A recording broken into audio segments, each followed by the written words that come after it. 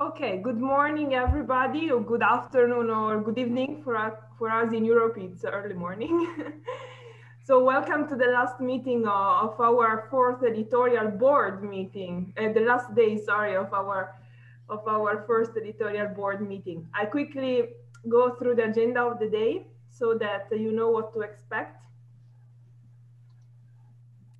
So as you know, we dedicated the previous 3 days to regional specific meetings that you were all invited to attend, but especially those from those specific regions were invited to attend them. So today we will have a brief recap on the main conclusions on the discussion that we had in the previous 3 days.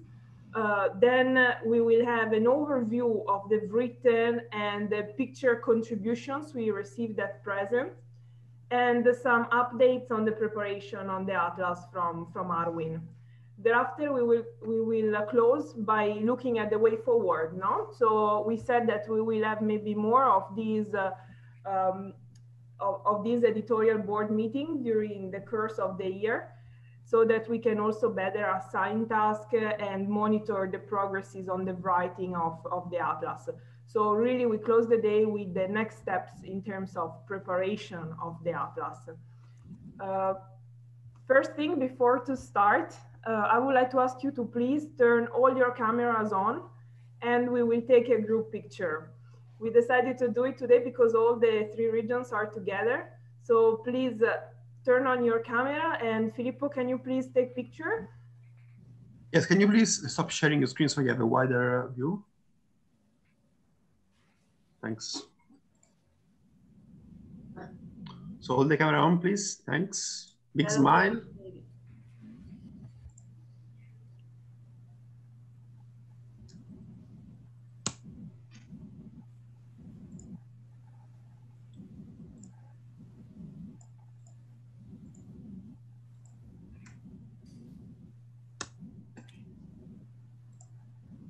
Perfect, thank you. Thank you very much, Filippo, and thank you everybody for giving us your best smile. Now we start with the content really of the meeting of today. Filippo, Arwin, would you like to say something about the previous days or some conclusions? Yes, indeed. So good morning, everybody, or good afternoon as well. It's good of you to take the time again to be with us for the second time, I think, in the week for you. For us, it's been every day, so that's it's good to finish. I think it's been very good to be able to have this sort of more regular meetings. Maybe that's one of the positive elements from the situation in which we find ourselves, is that it's easier in some ways to have at least some exchanges with you. I don't think it necessarily is better than the physical meetings, because there we can have a bit more additional contact with you.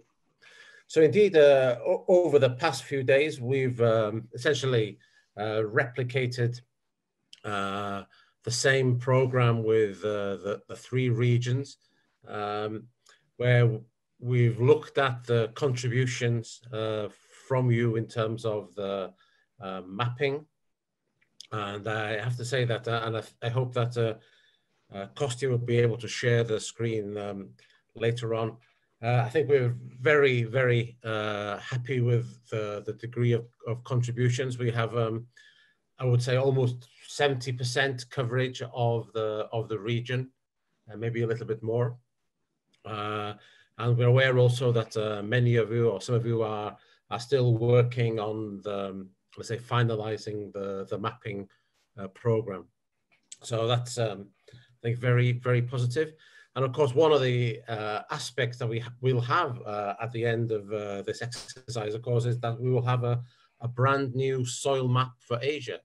And although Erica has, which is moving around, I see on the background of Erica that she has a soil map of Asia on the screen. So you know, this project will actually generate a new product which didn't exist before. So I think that's a very nice output already from from this exercise. And we will look as well to try and make some nice products like the wall map and so on,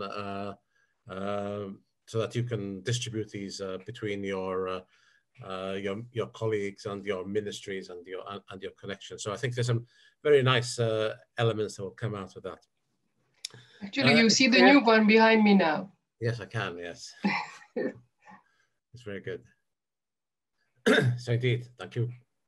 So we can see actually that potentially we have a very significant part of the area covered. And as I said, even in the black regions, we know that there are still efforts ongoing to address these issues. So in the 3 days, then we've looked at the next steps here, which is in the harmonization of at least the border regions. We've looked and discussed with you all some issues, and I think that it's clear that the approach is similar for all the regions, where we ask you to maybe look back at the, let's say, the logic behind some of the decisions that you've taken to assign certain polygons into certain classes. Sometimes it's very clear that if we look at the underlying geomorphological setting that we can see from various satellite products on Google, for example, we can see that logically there shouldn't be a boundary. And so there we should have a really strong effort to harmonize between the regions. Yet in other parts, we saw clear examples where national borders are based on geological or geographical features, and indeed there actually is an abrupt border. So it's not always the case that we have to have an invisible border between the soil types, but we have to check to be sure that we don't have, let's say, nonsensical classifications. I think it's clear that in some cases we will have to acknowledge that there will be differences between the borders, simply because the approach used for the mapping or the scale used for the eventual products are different, and so it's clear that we will see differences in the size of the polygons or the shapes of the polygons at the borders. But at least in terms of the underlying sort of pedagogical principles, we should see to harmonize as much as possible. I know it's difficult and we don't have let's say, an enormous amount of time, but if you do find that you're working with a relatively coarse set of data or a very small scale of mapping, then maybe to think about if you have the capacity to introduce some spatial layers from some other products that maybe might help you define better, maybe the hydrological layer, or at least some elevation classes to help maybe put a bit more detail into some large polygon that you have. But anyway, that work is ongoing, and we'll come back to the actual program of how we carry out this exercise later in the morning. Then we looked a bit about how the actual mapping would look like. So we all looked at the map spreads, which will be the basis then of how we display this information that we're assembling at the moment. And I think that was pretty clear. As I said, we will overlay everything with a couple of standard geographical layers, simply to ensure that the hydrological network is consistent between all the map sheets, and also some common layer for the urban environment, or for the very large urban areas in particular that we will depict. So that will be the same for everybody. And then we had a look at the country profiles, and as I say, that's I think we've been provided with a huge wealth of information there, which is really valuable for the next stage of the atlas, where we're beginning to let's say finish off the pedological processes part, and also the sections with the stories that we've asked you to submit in terms of how the soil is being used, and some maybe some pages regarding the pressures on soils. So I think we have since the last meeting we've had, we've made I think a huge step forward in two sort of significant parts of the atlas, and we will look to try and maybe complete these exercises by the end of January, something like that, so that we have these two parts can be put to one side, and then we'll focus on the other parts of the atlas. I think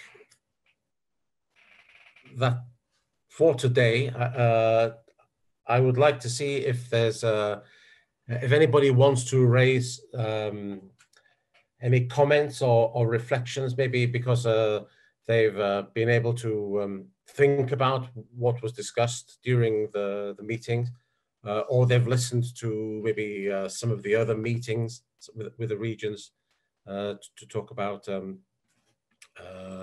the issues that were there, and maybe they've been able to see or that's applicable to my part of Asia. So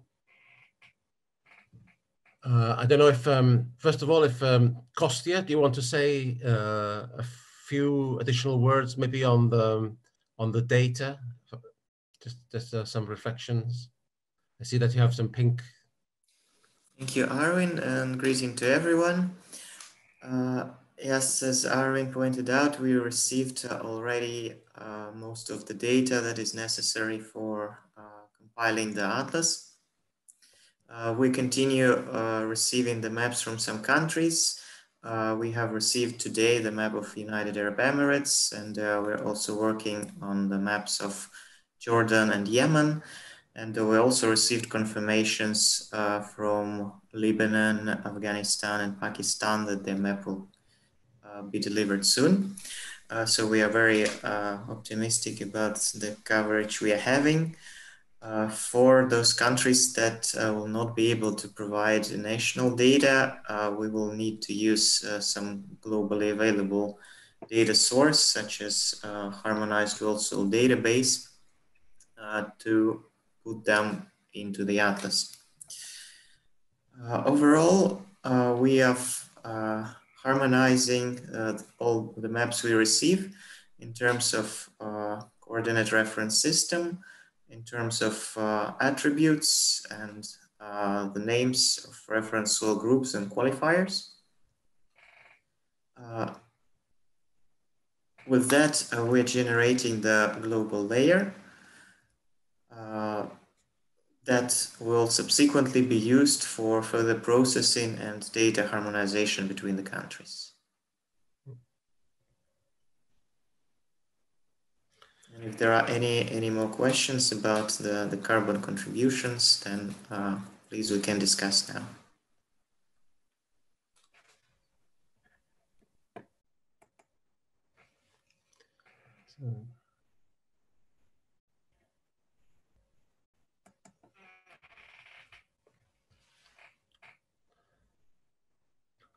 Okay, I think that's clear.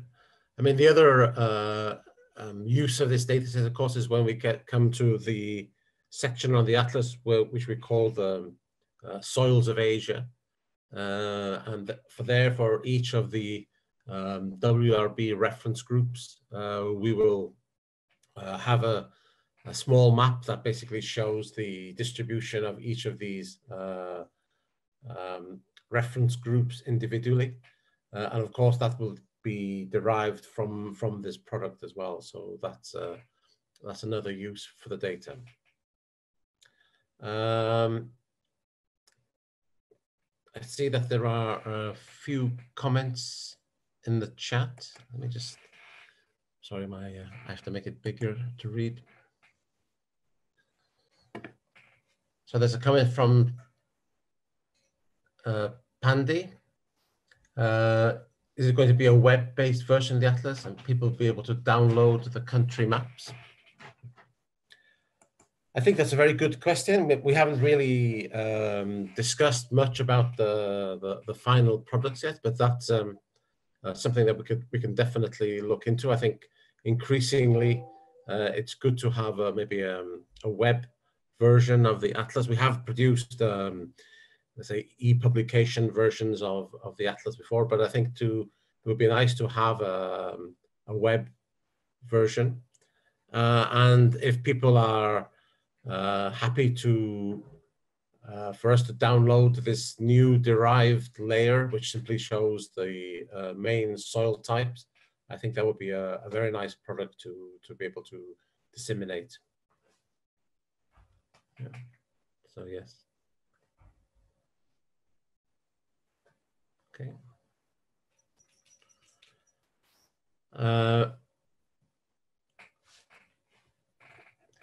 You can also talk if you want to chat. So there's a question: in which duration this map will adapt it? Does that mean by when will we have the final product? Is that the question?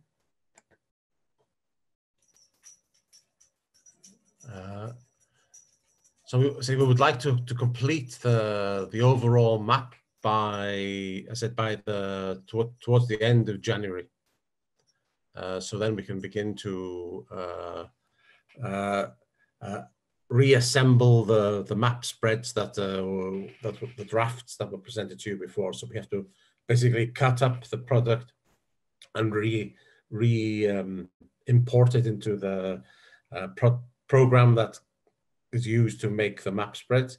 And then of course we have quite an intensive issue to check the labeling. And that's maybe something that we can come back to with Kostya in a moment, to look at the codes that's been calculated within the correlation table. But the actual labeling of polygons on a map is actually quite let's say difficult issue at times, because we want the labels to be visible, and so we have to set up basically a set of rules within the GIS program to make sure that the labels are displayed in the right order, and then we have to check it all. So there's still a lot of cartographic work to be done once the final map is agreed. So if we can look to finish the mapping by the end of January, I think then that would be very good.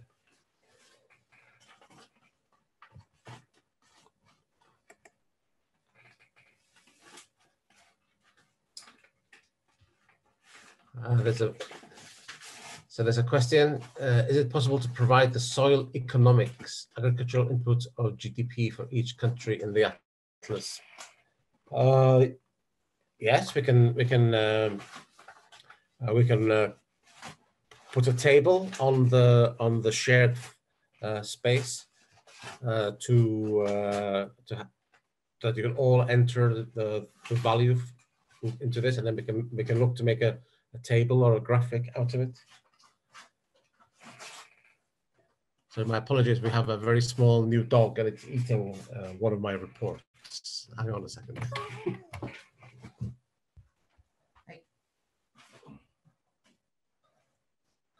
So just to show you.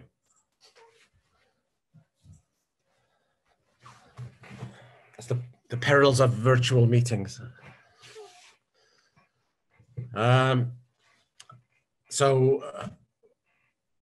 yes, that's a very good suggestion. I mean, that's part of the reason why within the country profiles, I try to indicate the percentage of arable soils that that you have in the country. So it shows that basically how the soil resource of the country is contributing to you know, economically. But we can actually also display it somewhere else, maybe in the section on soils and agriculture, just to highlight again the value of soils to a country's economy. Okay. Kostin, can you just maybe share the table with the one of the correlation tables that shows the codes for the soil type for each of the polygons? Yeah, just a moment. Well, basically, we were not requiring yet to submit the codes because there are several code systems that were used by the countries. So we have them for some countries, for some we don't. But in any case, the goal now, yeah, we can see some codes here. But in any case, our goal now is to have the underlying database behind the Atlas map. And in this database, what we are striving to achieve is that we have the fields for reference soil groups, qualifiers, main qualifiers, supplementary qualifiers, that characterize the soil in a standardized way. And therefore, since we have this kind of database, then we can construct quite easily any kind of labeling and representation for different detail level for maybe different Atlas spreadsheets. We can have just basic codes for reference soil group or reference soil group and first qualifier, or for some specific cases where we maybe display more detailed mapping of certain areas, then we can even design a more complicated codes containing all the qualifiers presented in the Atlas. So basically, now we have just this database and the provisional codes just based on RSGs to display the map for our meetings and during the border harmonization. But for the Atlas itself, for the publication, we will easily derive codes from this database and arrange the final color scheme for our maps. So I think if sorry, if you can you put the table back? Yeah. Sorry, just that's perfect. Thank you. So the column that you see, just to give you an understanding then, so the column that you see, which is labeled code there in the atlases, then this will be the value that we will show in each of the polygons. Okay, so we will have obviously the reference group and the qualifier, and this will form the basis of the legend as well. So the legend will contain every unique value that we find here. So from a cartographic point of view, obviously, we will have to see how small polygons are labeled, because we cannot put a code in all small polygons.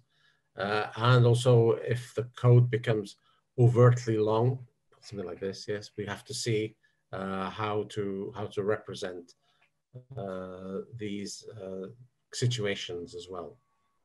But let's say that the driving factor is that for each polygon, we will indicate at least the reference group and then a code that explains the story that is associated with that polygon. I'm sorry, Erika, do you want to talk? Because you have your hands up for quite some time. Yes, when we have the final list of the codes, it would be good to look at if the combination of the reference group and the qualifier is existing. So can I have the list, and if there is anything which is not existing, even if it sounds logical, I think we should take care not to appear any combination that is not existing. Yeah.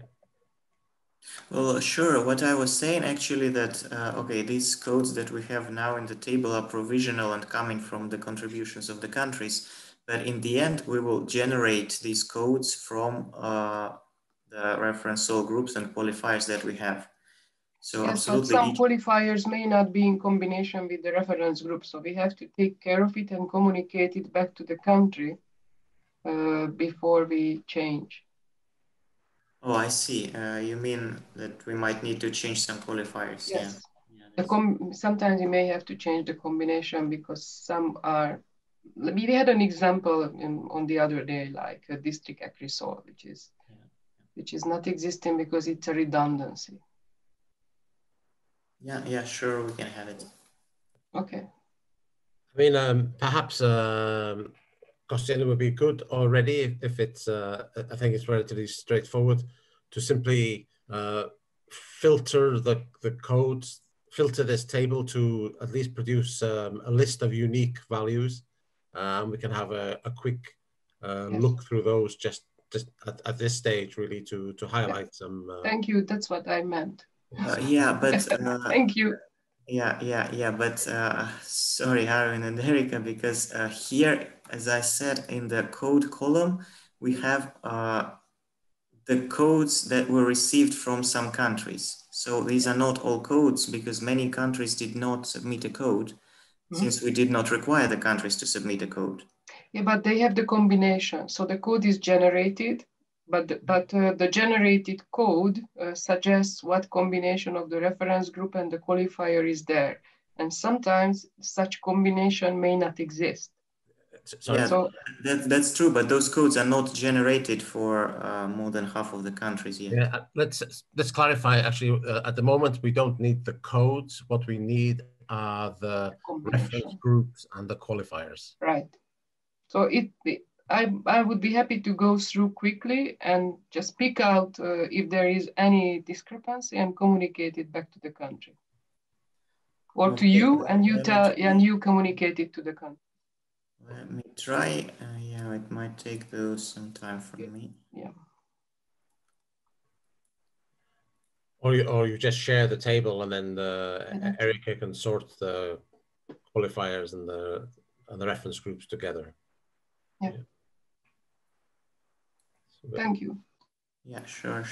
Let me.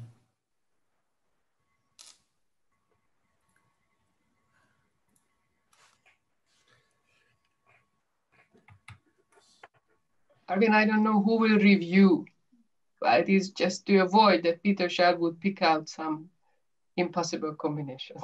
No, I was going to suggest that indeed that the building of the legend obviously has to be a robust process and also follow the, let's say, the rules of the WRB. Yes. Yeah, thank you. So indeed, as we saw then in that table, there is still some work to be done. We did highlight this, that those of you who have provided information in soil taxonomy, for example, you should propose, let's say, your WRB translation, and then again, Erika is there to help you and have a look at your proposals. And then, as I said, once we have the full listing of the WRB name, from there we will generate the code that will become the label in the legend and on the maps. Okay. I think that's all from my side. I don't know if anybody has any other comments in relation to the mapping part. Still some. Well, Arvin, when I made the question whether the countries or anybody that goes, if they're going to be a web version to download the maps, do you require the countries to give some kind of copyright permission that the map of, let's say, Iraq is being downloaded by some user anywhere in the world? So, and that is going to be an image. I don't think they will be able to download shape files, for example. So that's something that maybe, because this map will attract a lot of attention. I'm sure about that. People will look, wow, a new soil map of all Asia, all the countries there, W or B there. So that might be this interest to have single maps for single countries. Yeah. So indeed, so there will be, as I said, I think a range of products. So I can imagine that there will be image versions of this. So one could imagine, I would like very much to try and make a nice poster, wall poster, to explain maybe the soil of Asia, a bit like the first background of Erica, to make a nice map. And of course that would be available for people to download. And I hope that there wouldn't be any issues, because it's I think an educational product. I think it would be very nice to be able to download a GIS file of the soils of Asia somehow. And indeed, of course, we would have to have explicit permission of all of the contributors for that. So, and if you want to divide it by country, we can also look to make individual countries available separately. But let's say the other approach, of course, is that you now also have a new product for your countries, which is let's say your contribution to this broader Asian map, and you can also use this to put the information on your national website, and maybe that in the, let's say, the Soil Atlas of Asia website, we can simply make links to those national sources. And it will also stimulate maybe more people to come and visit your national websites. So perhaps what we can do is for the next meeting, I can think about coming up with some different scenarios about how we would like to distribute eventually some of these products, and how we can maybe share that task of distributing the final version. What do you think, Pandi? Good. Yes, I already said that it's good that wider dissemination of the product could be promoted. So yeah, but I mean, again, I remember when, Arvin, you remember, and Erica, of course, when we started building the soil geographical database of Europe, and then we built the database, and then it came the issue how to distribute this, and then some countries said, well, hold on, this, I mean, we are not providing detailed laboratory and profiles data, but even a map that is downloadable from anybody, anywhere, you can go on the web, it might create a little bit of an eyebrow for a country that, okay, my map now is made available and everybody can have a look at that. So I guess it should be a kind of an agreement with all the data providers of the maps that they give this permission to the Commission and the FAO or whoever is in charge, that this their information is also available to all the users, no matter wherever they are.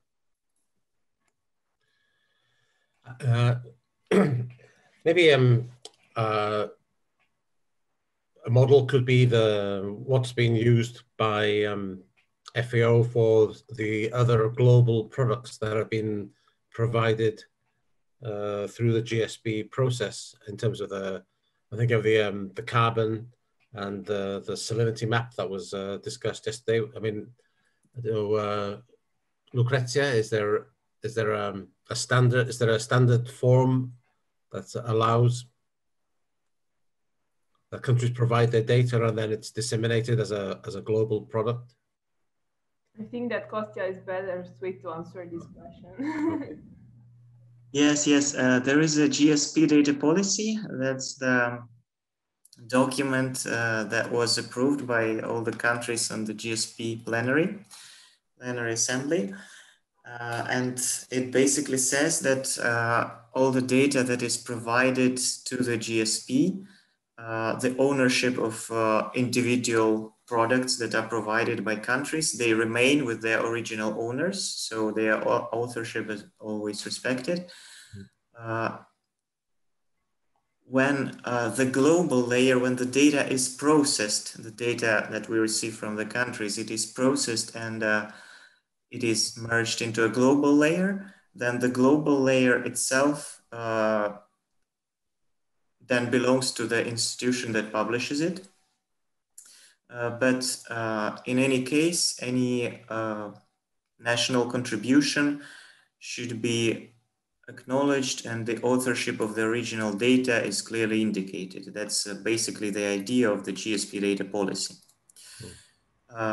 So in this case, maybe we need to communicate it also very clearly to all the countries and to the scientists who were working on it and contributing their maps and data, since maybe some of our contributors to the Atlas are not directly linked to the GSP network, or maybe they are, but still, I guess, because for GSP products, we always at the beginning of the product and during all the communications, we reference the GSP data policy and communicate this kind of procedure. So here, I think also we should communicate that before the publication. And also, of course, ensure the authorship of all the input layers is clearly indicated and provided. If I can express an opinion, I very much like the idea of providing the links that brings users to the national websites, because one thing that we are also promoting, well, through the Apache project and through the GSP, is the establishment of national soil information systems. So I think that this can really be a push to that work as well. So I'm in favor of, of providing the links, but it's just my opinion. So the authorship is of course,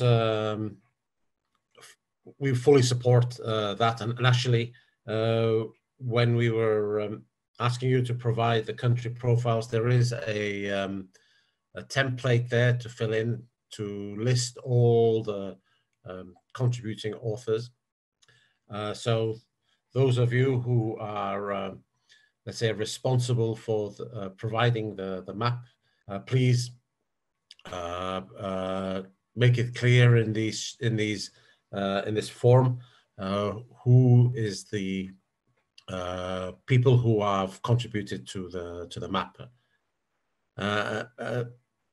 Maybe in a separate exercise, if you have already a citation, maybe a scientific citation for the data product, for the map product, then we can collect that from you, and then we will simply also transfer that into the Atlas.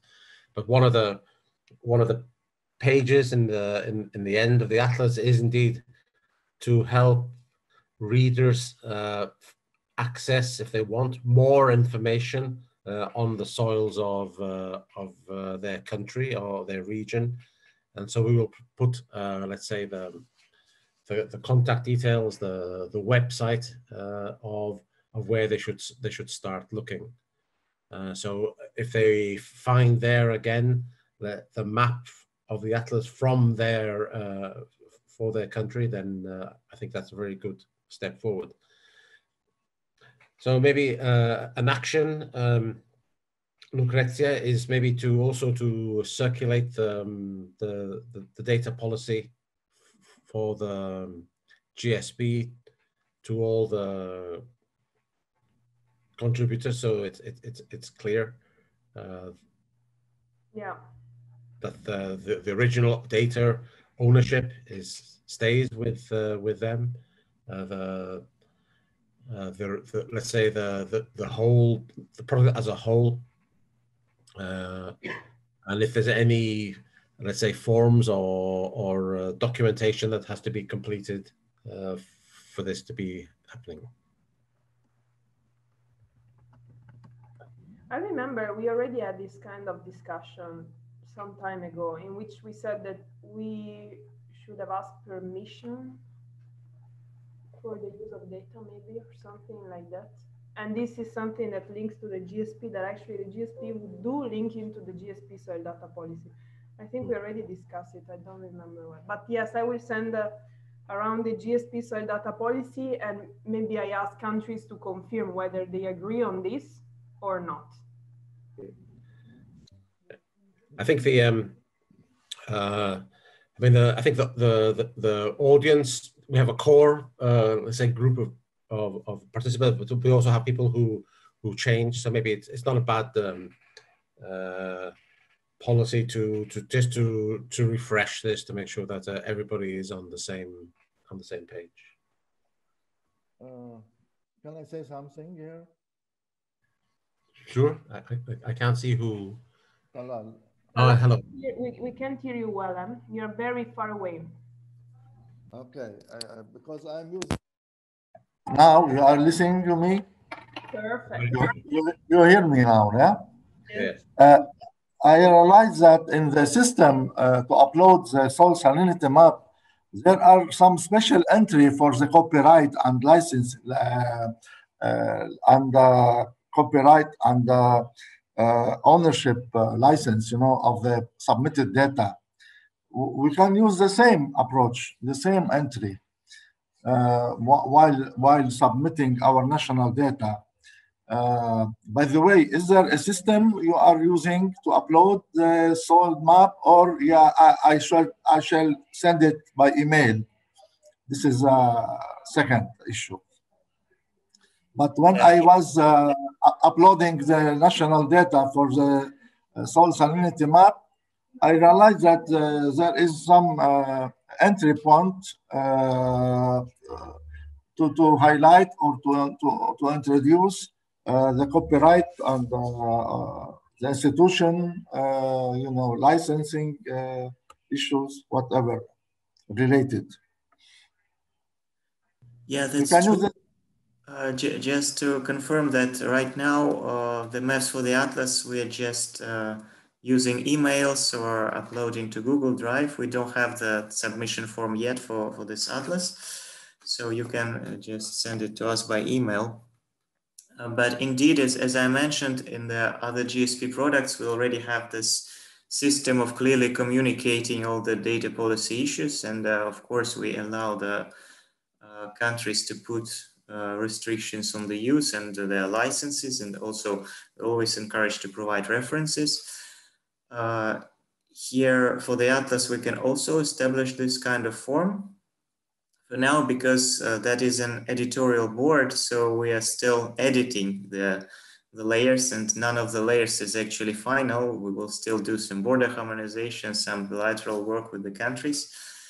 So there is no actually final submission or something, but it's more of the contribution for the editors to work on the maps and to compile the Atlas. But I agree with you that some procedure of formal indication through the form might be a good idea to ensure that all the things are clearly communicated and agreed.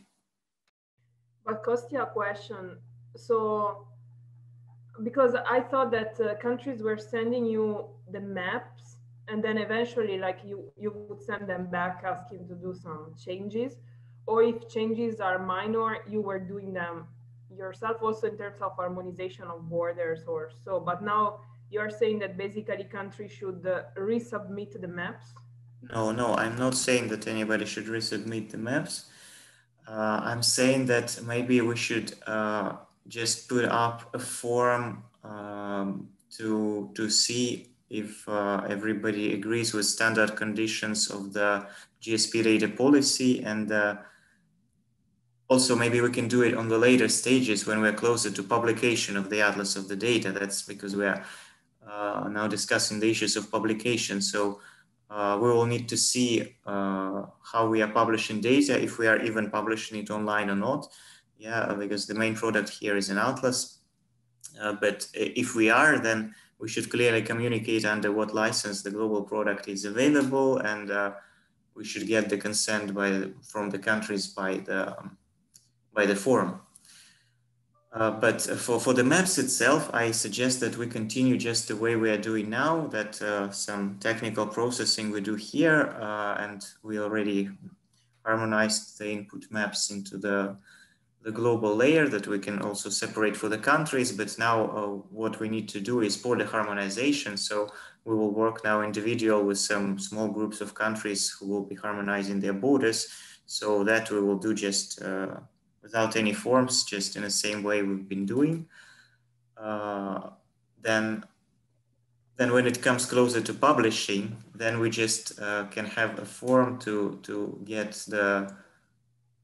get it clear what are the legal framework of publication, yeah, in terms of copyrights, and to get everybody to know that and to give their consent, and or maybe any specific cases if somebody would like a more restricted access to the data, that also would be possible, I guess. But not resharing the maps, just. Yeah, no, thanks for clarifying, because for me it was not clear. But yes, no, I took note that we will create a form on copyright only that we link to the GSP soil data policy, so that people have to complete it and provide all information, or actually agree on the GSP soil data policy or raise issue that then we will address.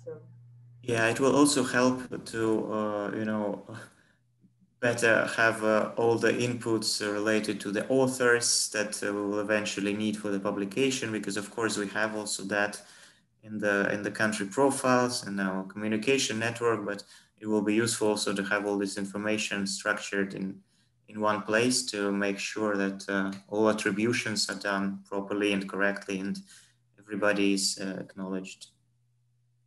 Okay, I took note of it. Thanks.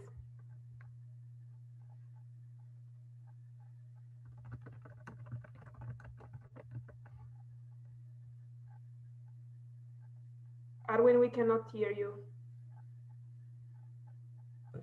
So because the atlas is seen as obviously as an educational resource and a communication tool primarily, we would of course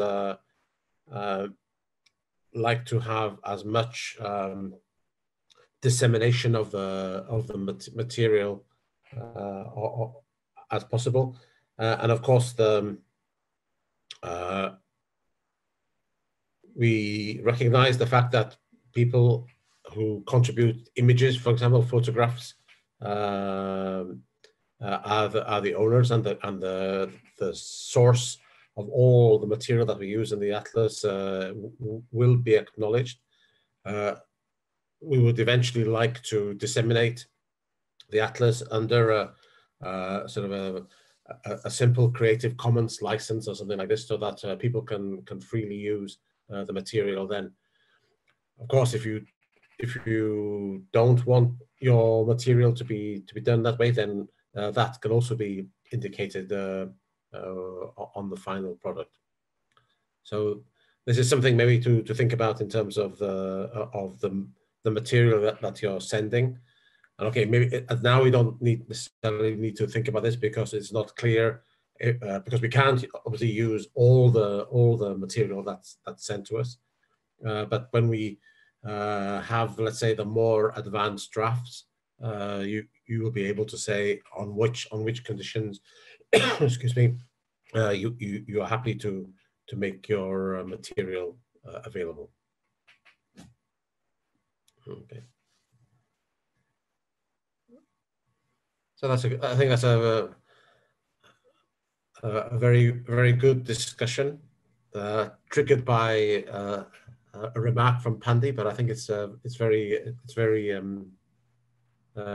good to clarify these issues. Arwin, are you reading through the chat? Not at the moment, no, sorry. So is updating and editing possible on the map if additional information is available after the final approval? Yes, I mean, yes, because let's say the editing is can be carried out up to the final moment that we decide that we have a print ready copy. So the editing is an ongoing process now. So we would like very much to try and finalize the base mapping. So this product that Kostian is showing, and it's sitting behind Eric at the moment. So if we can complete, let's say, the bulk of the work on that by the end of January, then we can leave it. But we will obviously be using this information as well in other parts of the atlas. So it's possible that when you see the contribution in a different context, it will highlight maybe some inconsistencies or some issues, and of course we will have the opportunity to correct it. The final stage of this atlas process will be that we will circulate to you the print proof, so the galley that will be used eventually by the printer to make the atlas, the paper, the hard copy, and we will all have to sign off on that. And we're not going to print with errors or issues, and so even at that stage, if you want to correct something, it can be corrected. Obviously, we would hope that we can pick up most of the issues before we produce the final hard copy proofs. But even at that last stage, we can still correct errors. Then another question is, what are we doing for those countries who do not have adequate data at the moment? Should we go with the data that they have, or wait that they complete the data, so that they produce the data? Actually, we have two countries like this. Kostya, you can confirm, but I think it's Nepal and Bhutan, for example. They are still doing soil survey. Yeah, that's true. Well, we have actually a number of countries who could not contribute yet, and for different reasons. Some of them maybe have maps, but there are countries also like Nepal and Bhutan, indeed, who are which need to complete the soil survey before they can produce the map, because they don't have existing maps covering all their territory with soil data. But that also might depend on timing, because yeah, soil survey and production of the map from scratch will take them some time next year, maybe the whole next year. So I guess we will need to see where we are in the process of the preparation of the atlas, and we can still include that or not at the later stages.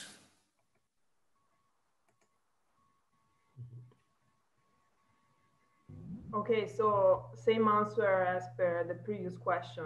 We keep on updating the map with what we have until the last moment. Yeah, basically that's right.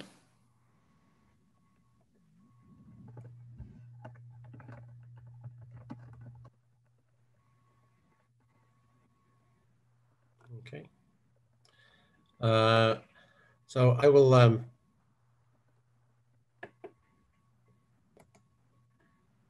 so we will circulate then just a recap, the data policy. We will use as a final resort probably the Harmonized World Soil Database as a product for no contributions. For Nepal and Bhutan, I would hope that we can maybe that they can provide us with what they have, and we will have to complement then with the Harmonized World Soils Database. And it's possible that we may have to redo some, I will have to remake some maps that we've already produced in the Atlas on the basis of new data. But once the methodology to produce the maps have been established, updating them and then re-putting the new graphic into the Atlas is a relatively minor issue. If we have statistics that we derive, for example, on the percentages of cambisols in Asia, then we may have to rerun that routine as well. But again, if the initial routines are established, then it's not such a huge matter. But if we can do the majority sooner rather than later, that'd be good. It would be better. Okay. Anything else in the chat that I missed?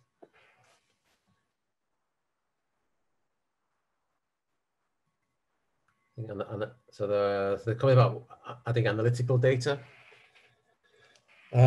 So indeed, I think it's beyond the scope of the Atlas to try and produce the, let's say, harmonized analytical data for the whole Asian continent. We do have in the map, and maybe that's the link to the next section, a series of, let's say, thematic soil property maps. So the salinity, the carbon, and we would like to obviously supplement this by some additional parameters. So one could consider texture, pH, what else? Carbonates, maybe in terms of water holding capacities, some aspects like this. Maybe in terms of the nutrient status, so we can think about cation exchange capacity and so on. And it's clear that we won't be able to develop a harmonized product in the same way as we are doing for the WRB. However, how we show these maps in the Atlas will be very, very small. So we can only show, let's say, the broad regional patterns of soils. And so for this, I think that it's probably sufficient that we will use something like the Harmonized World Soil Database simply to show where the sandy soils are, where the silty soils are, maybe where some of the more coarse fragments are in terms of pH and so on. So these will be predominantly illustrations rather than data sets, which is the focus of the WRB exercise. I hope that's clear.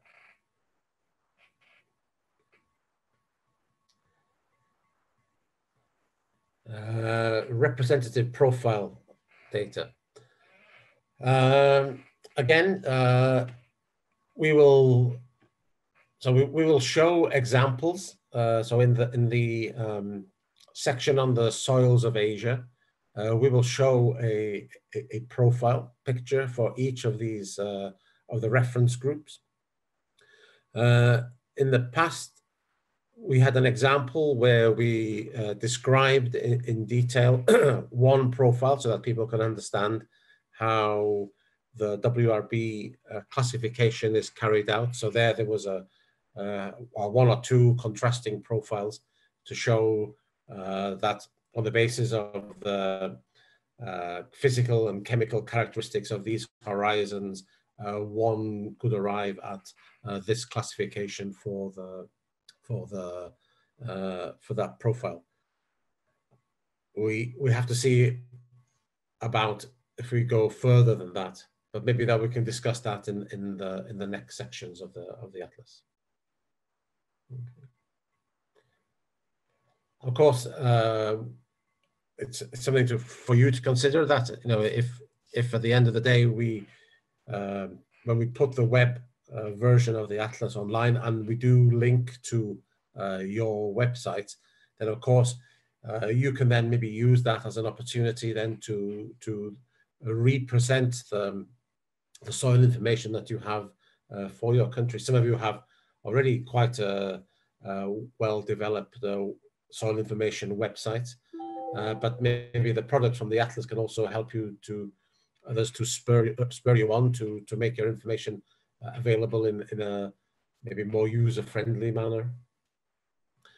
Because one of the, let's say, I think the limitations of the atlas, of course, is that we are working in English, because that's a sort of a common language, but you all need to eventually communicate with the people living in your countries. So if you can take the material, let's say from the atlas, and help you then present the case for soil protection, sustainable soil management, then I think that's a very positive secondary benefit from the work we are doing over this period. Okay.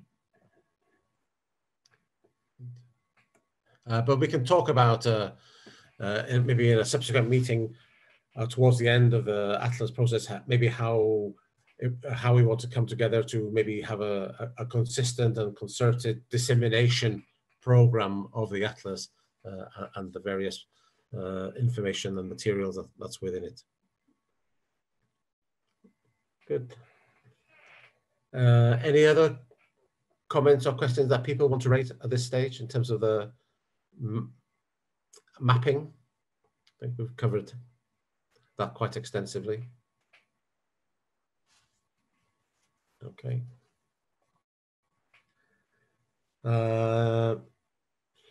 So the other point that we addressed with the country profiles. So as we've said there, we've circulated that the first draft of that to you. We've explained, I think, the rationale behind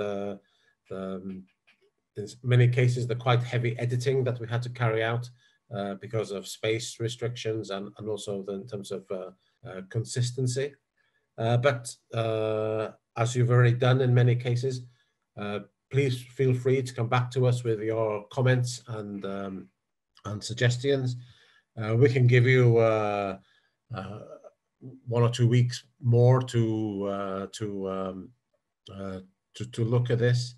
If you want to have the information as a Word file, because we sent you the PDF, we can do that, or you can just simply cut and paste and send me back the comments for your country. So that's a process. If we can finish that by the end of this year, I think that's a relatively straightforward, and it would be nice maybe to finish 2020 by sending you out let's say the final version of the country profiles for you to sign off. If there are, say, if anything isn't clear from my side, then I'll come back to you bilaterally on a one-to-one basis. Okay. I see there's some. Hello.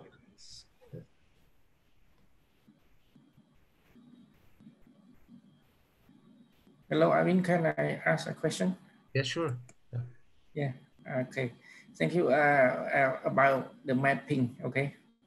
At country level, for example, in Cambodia, we have so many, in the region, in the map region, we have so many colors that, reflecting the soils in that map. So I am wondering, how can we make the map more,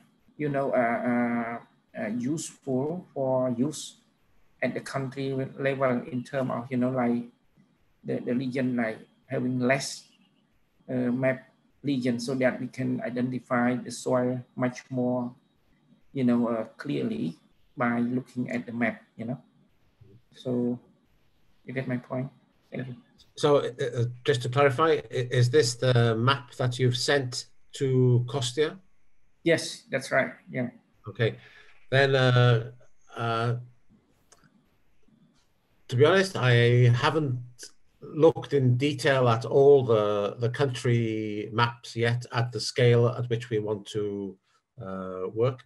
Maybe Kostya, can you just display the map of Cambodia just so that I can understand the... Yeah, just a moment. So, I mean, while Kostya is loading, I can say the idea, of course, then is that you provided us with data, and the polygons have will have a label of reference group and the primary qualifier. What we will do is to eventually we will merge these polygons if they have the same information side by side. So some of the, let's say, granularity will disappear because we don't want to have necessarily two identical polygons sitting next by side. We'll have one big polygon instead if the soil characteristics are the same. So that will clarify a little bit the data. I see that in the north of the country, you do have a lot of detail. So we will also carry out a small screening exercise because, let's say, polygons that are less than 10 square kilometers on the ground probably will not appear on the atlas because they just can't be represented. So there will be a cartographic filter made to remove the very, very small polygons, because when we print the map, they will just look like a speckle. Yeah. So we will go through and apply this filter to all the data.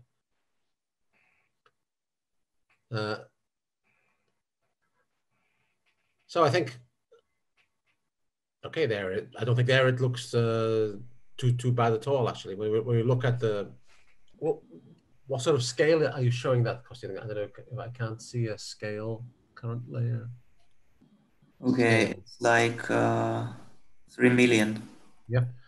So I mean, indeed. So that's an approximation of what the final product will look like. It'll be cleaned up a little bit, but I think that's there's not a problem with that really. Okay. Yeah. Maybe to the north. Kostya, can you bring the north into view? Sorry, yeah, just my computer is frozen a bit. But yeah, here we're talking about Cambodia, right? Yeah. Maybe the map of Laos is actually more detailed. Yeah. Mm.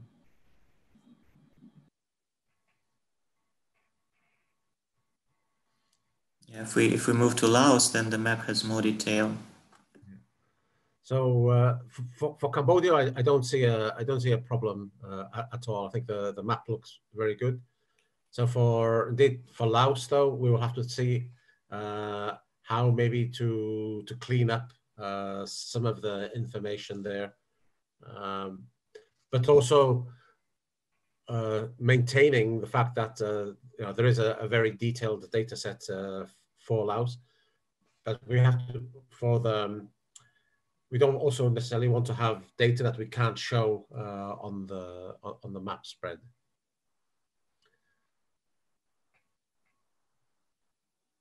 Yeah. Okay. So indeed, with Laos, we have some strong border issues. Or with the surrounding countries, we have border issues. Let's see. Okay. Okay, thank you, Irene. Okay. Let's see.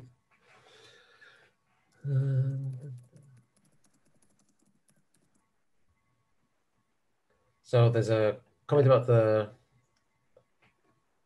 the country profile document for revision. So that was shared by Lucrezia last week, the middle of last week. We can share it again with you specifically, if it just to be clear.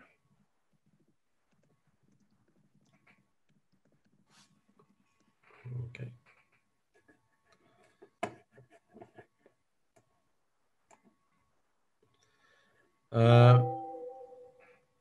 I will share with you also the links to the two other data sets, as I said, the Surface Water Explorer and the Human Settlement Layer, so you can have a look also there as to how we will depict the coverages for these two elements on the mapping. Okay. There's another comment.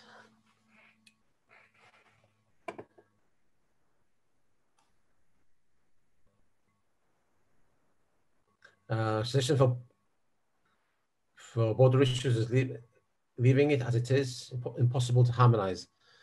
That's the scope that we are asking people to do now, is to see whether we can, in some cases at least, look to understand better the reasons for differences at the border.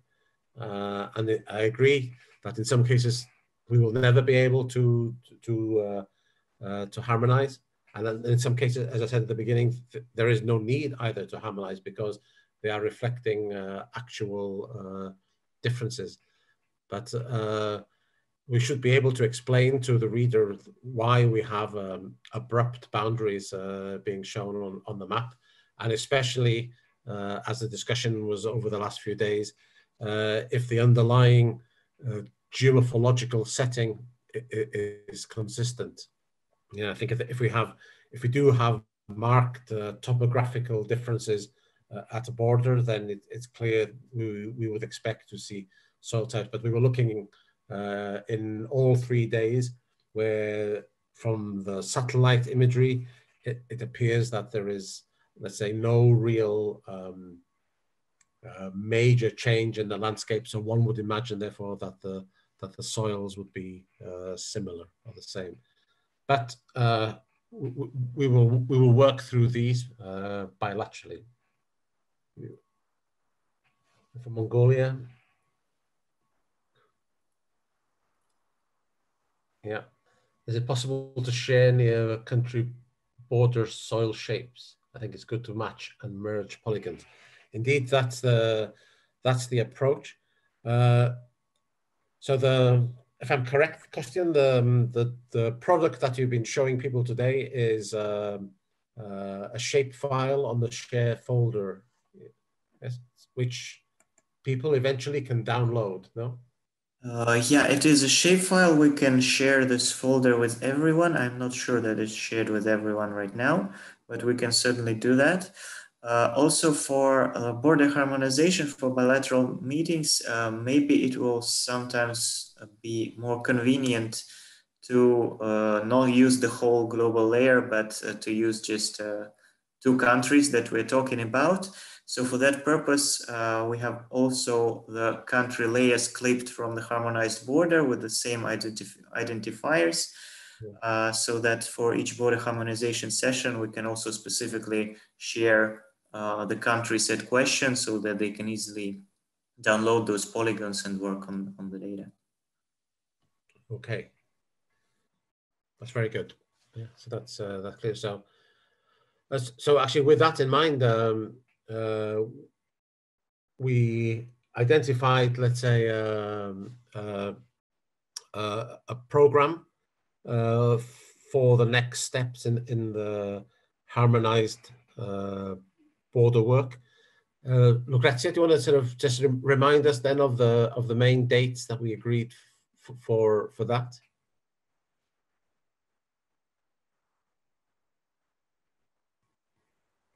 Yes, let me retrieve the information.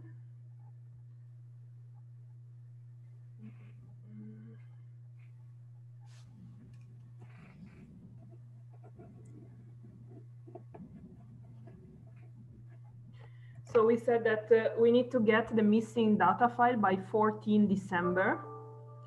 Then Kostya will keep on updating the map until 17 December. or actually as soon as countries send us the data, you will update the map in the share folder. Then we will organize bilateral meetings from the beginning of December to the middle of January. And on 27 December, so today, we will ask country about who would like to have bilateral meetings already.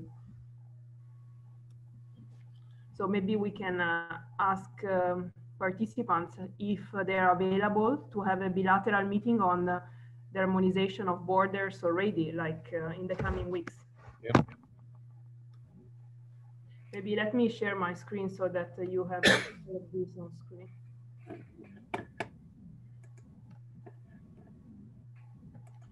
So this is what I just said.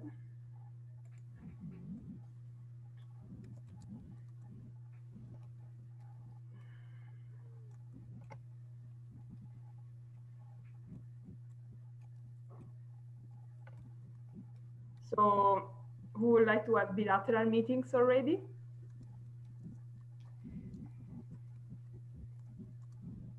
So maybe a couple of countries, we ask for the couples.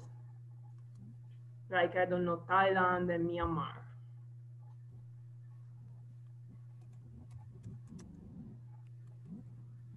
I think there was a discussion between Russia and Mongolia.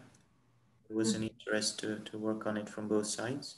The 10th of December again. Yeah. No, but 10th of December, we will have let's say the second part of the Eurasian meeting. Because on, when was it? On Wednesday, we had very few countries from Eurasia to join it. So we said that we will have another meeting to actually bring more people together and discuss. But it will not be a bilateral meeting as far as I understood.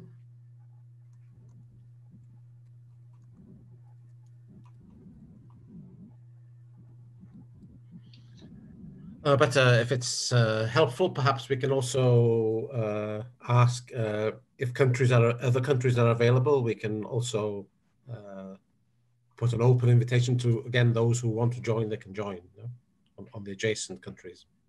So let's see. Meeting on 10 December.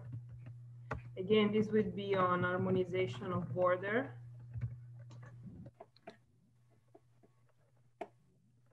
And as participants, we will have, well, Eurasian countries.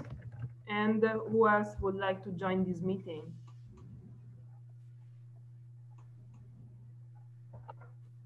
Maybe they can contact you bilaterally. Maria, you have your hands up. But yes, definitely after this meeting, as usually, I will send an email with the summary, actually, yeah, with the summary of the decisions and assignments for the coming weeks. So they can contact me. Maria, please. Okay, can you hear me? Yes.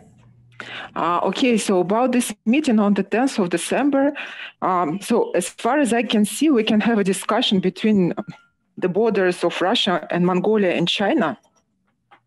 And also we can have between Central Asian countries and Iran and Afghanistan and China. But if the data on Iran and Afghanistan are not available by this time, I think the countries of Central Asia, so they will have nothing to discuss. Maria, what is the final time on the 10th? In the afternoon, we have to still set it, but I think it will be after 2:30, no? Erika, you had the... Yeah, that's fine with me if I have to be there, so you can start earlier, but I have a meeting from 1 to 2:30. Yeah, well, I saw the emails and I said, okay, wait to receive all feedbacks before getting to a conclusion and making a proposal because, yeah. But for Mongolia, 2:30 will be, I don't know, evening after. Yeah, late. I was also too late. But and actually. And also for Central Asia, it will be almost 4:30, 4 hours difference. Not better actually to postpone that meeting because it would be better to have it in the morning. But Arwin, for example, cannot be with us in the morning. So I don't know. Okay. I don't know, 14 of December. I don't know, I will make a new proposal, I think, because I was thinking the same. It will be too late for some countries to attend it at the 14th is fine with me. I don't know, Arvin, how is the 14th? Not so good, I'm afraid. Well, unless it's something like 8 until 10.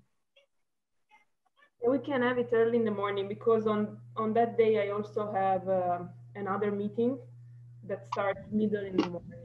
Yeah, in the middle of the morning. So actually, the 10th would be fine for me if it was 8 till 10 or something like that. Also fine for me too. Maria? Okay, so morning. Okay. Morning, I think, is better if we want to have Central Asian countries in Mongolia there. Yeah, and all these countries are on the eastern side, so we as European will have the biggest problem in terms of time, but it will not start earlier than 8 for anyone, so maybe 8 to 10 is fine.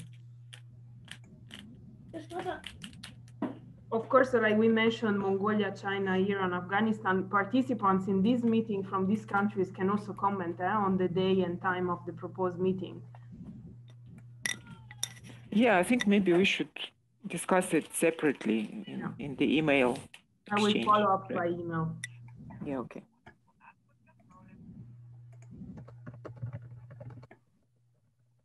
So we start with this meeting, and then I don't know if there is any country that would like to start discussing, not now, but like in the coming weeks, harmonization borders with some other countries. Like, as I said, maybe Thailand and Myanmar, Laos and Cambodia, all these countries.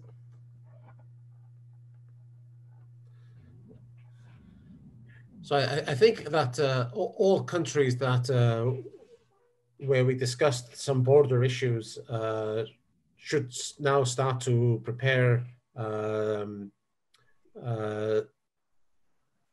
to understand on what basis the classification on the border region has been made. So maybe that they have to look back at some profile data or some survey data, or maybe if we are looking at sort of soil associations, are we depicting maybe the dominant type, but maybe the secondary soil type is only occupying a similar amount of area, and maybe it's an issue, simply a selection issue, or it's a mistranslation of the national or soil taxonomy classification name into WRB. So I think it'd be good to just for people to have this information at hand, or to collect this information, and then when we maybe have these bilateral discussions, if we can see the analytical data to help us make the final suggestion.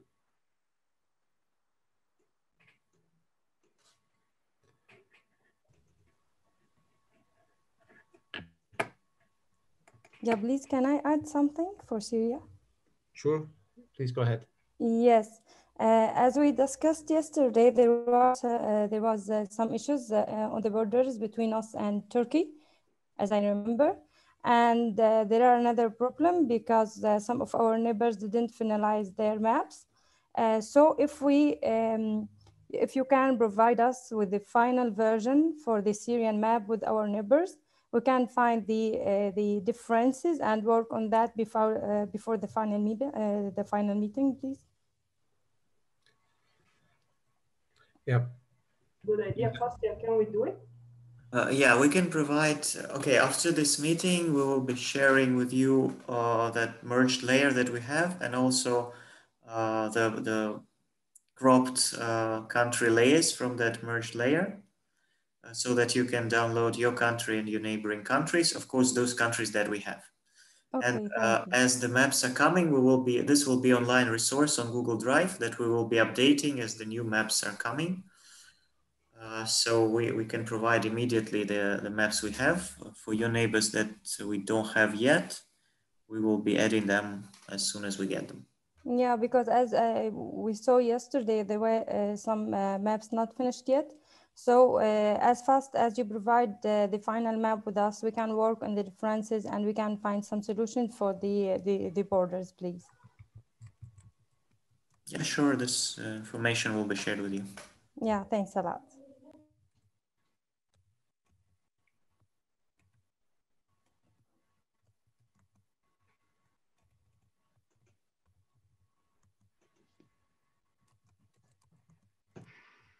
Okay. So that's the immediate program then in relation to the next steps of the atlas. Sorry, I just got a message from Myanmar. They're saying that Myanmar, Bangladesh, and Thailand needs harmonization in terms of borders.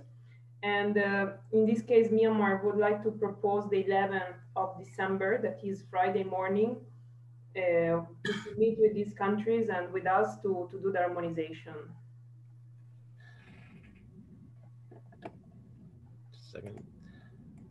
So Myanmar, Bangladesh, and Thailand. Yeah, maybe the only thing to check would be with Bangladesh if it's a working day, you know, for the Friday. Oh yeah. Maybe I take note of this and I follow up by email. Yeah. So again, in principle, for me, the early Friday morning would also be okay.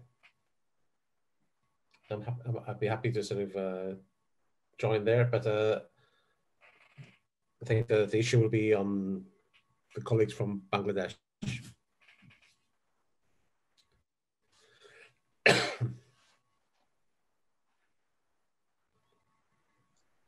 Good morning. Hello. Hello. Can I say something? Please go ahead. Yeah, thank you. I suggest that for better harmonizing the boundary between the countries, if you could set up a methodology to be the same methodology in all the continent, is that possible?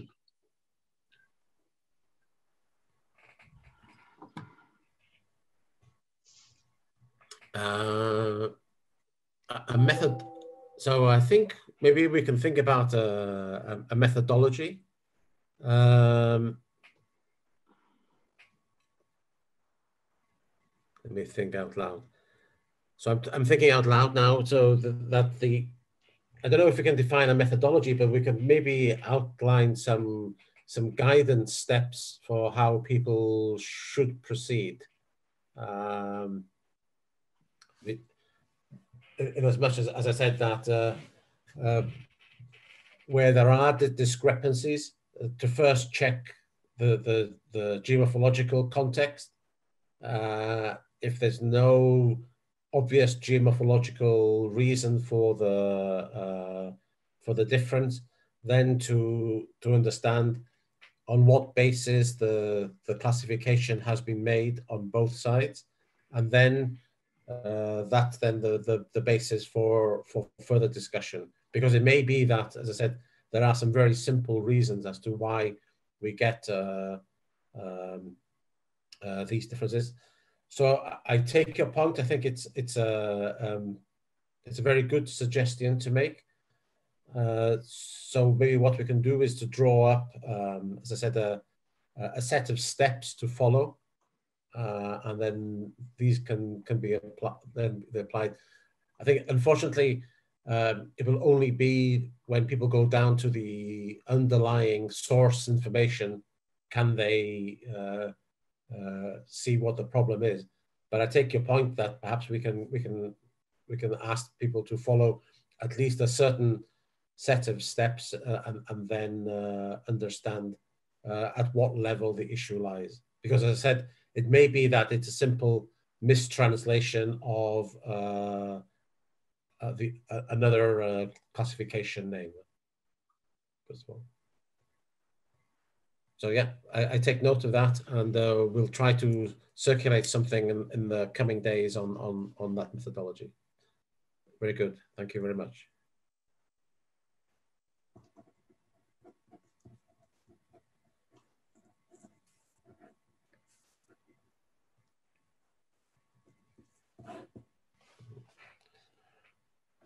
Okay.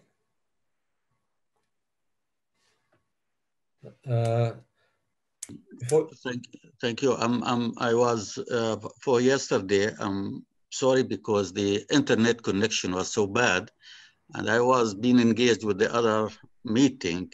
So if you could tell us about the Jordan map, if there is any shortage or anything to be edited. Yeah, about the Jordan map, we have your map. It is, as you know, in USDA soil taxonomy classification, so it's not converted to WRB. Basically, we asked Erica to help you with this. Thank you. So basically, yeah, we can work with you on this conversion, and as soon as we can convert it to. Yes, I received this table 2 days ago, so perhaps Monday or Tuesday I can work on it and send back to you. Thank you. Thank you, Erica.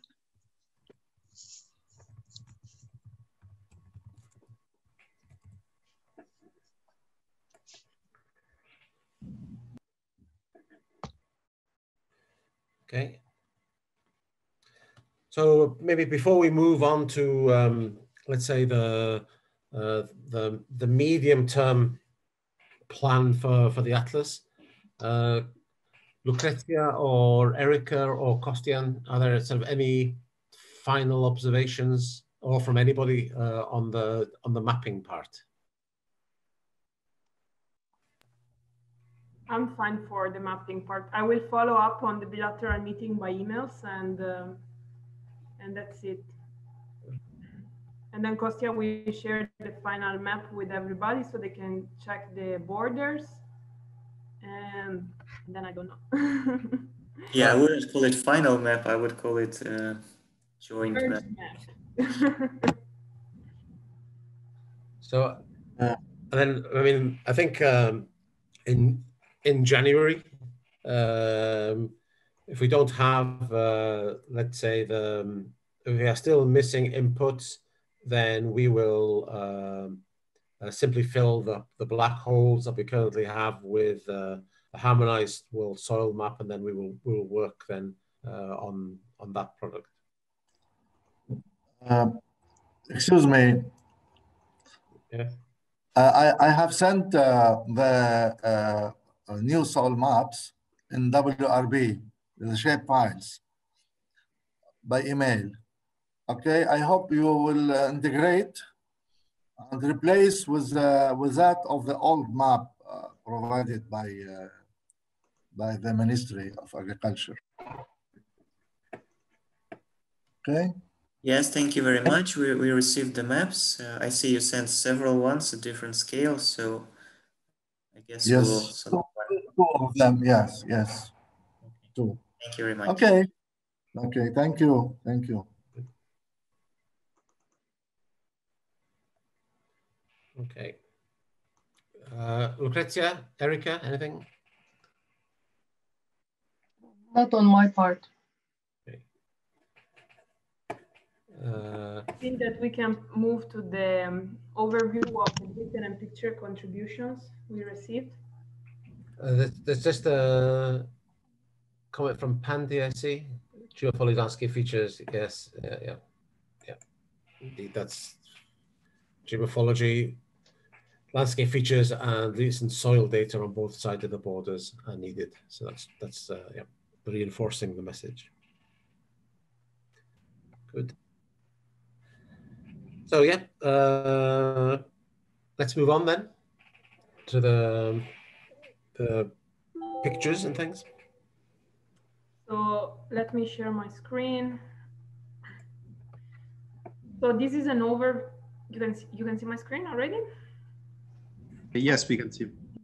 So this is an overview of what we received so far. So in terms of written contributions starting from the country profile side, well, this activity actually was already completed. We are not taking country profiles anymore. What we are now asking countries to do is to review the country profiles that we have been putting together, and we, in some cases, we have been writing. Actually, Arwin have been writing. I have to acknowledge him for this, based on the information we had, and also to harmonize the information in it. So at present, and you tell me if I'm wrong, if we missed something, we received the review of the country profiles from Bangladesh, Cambodia, India, Indonesia, Japan, Kuwait, Lebanon, Philippines, Sri Lanka, Syria,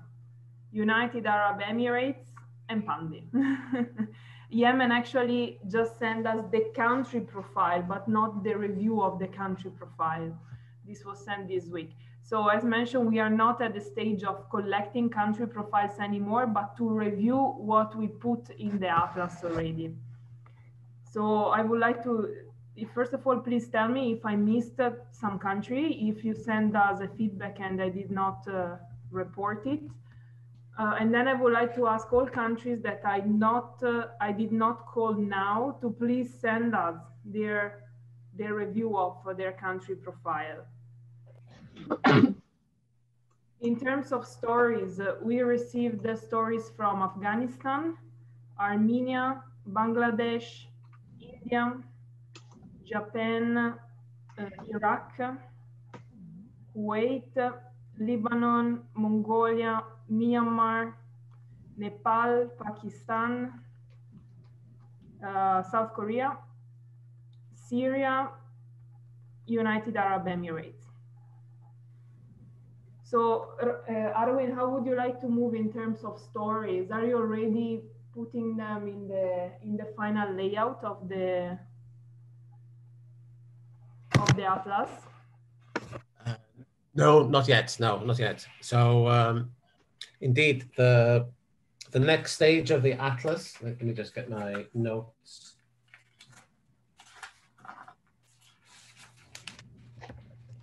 Arvin, I have a question to the stories. Is there any story on the laterite as a building material, like the plintite? So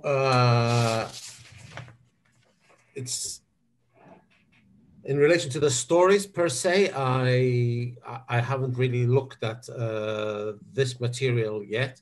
However, I suggest that Thailand or some countries that have been using it for centuries to build buildings and roads, and that might be an interesting story. So indeed, actually, but in some of the country profiles, it's already mentioned as an issue. Mm-hmm. So there is material there, mm-hmm. Already in some of the country profiles that can be adapted. And indeed, there may well be a specific contribution on this, but yes, it's already flagged as a potential story. Okay. So we will use some material in the country profiles also for the stories, right? Yeah, yes, yeah. Because as I said, some countries have produced quite extensive country profiles with a lot of valuable information there as well. So there's other material. So eventually the next stage will be to go through all the contributions from the stories and from the country profiles to pick up what we can do. And maybe in terms of deadline, when do we want to have the review of the country profiles? The final deadline. The review of the country profiles. Oh, I think it would be good to finish the country profiles within December, by the end of the year. I say many people have already submitted their comments. So over the next week, 10 days or something, I will make these corrections, and then I will look to share the final version around the middle of December or something like this. So if I give 2 weeks from now for people to send the information, then I can spend I can quickly make the changes. Okay. In terms of stories, shall we set some deadline, or actually, I don't know, you didn't review the material that was sent by countries yet, right? No, not the stories, no. Actually, there's a comment in the chat about that Azerbaijan is missing from this country list. Oh, sorry. Did it slip out, maybe?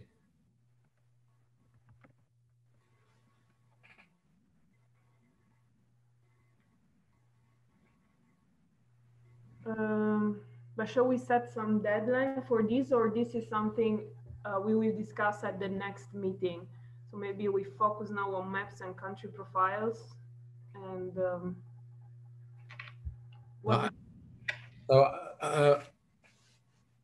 at the moment, I would simply say that if people want to continue sending material, that's very welcome.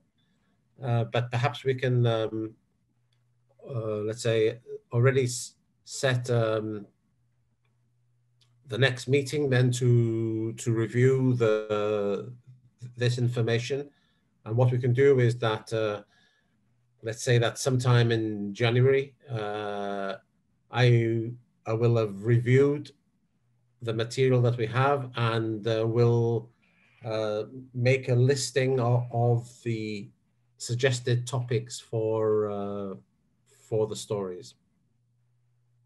Because in many cases there are similar stories now. So maybe in terms of salinity, or I see that in terms of let's say heavy metals in soils, and so on. So so some countries they're addressing the same topic. So what we're trying to do is to try and merge this information, and then to see whether we have what we can highlight.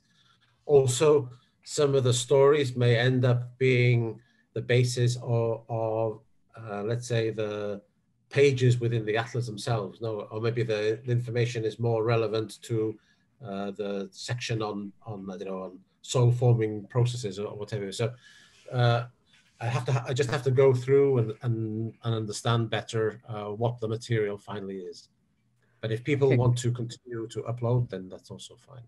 Yeah, can I just make a little comment on stories? I mean, well, Marcus knows better than anybody else, but I mean, the issue of histosols, for example, and draining them out and putting palm oil plantations and stuff like that, it could be a good story for being included into the atlas, because we all know that they also hold a large amount of carbon, and changing the whole process from draining them out and putting under cultivation changes also soil properties and stuff like that. So it could be an interesting story for inclusion. Yeah, indeed.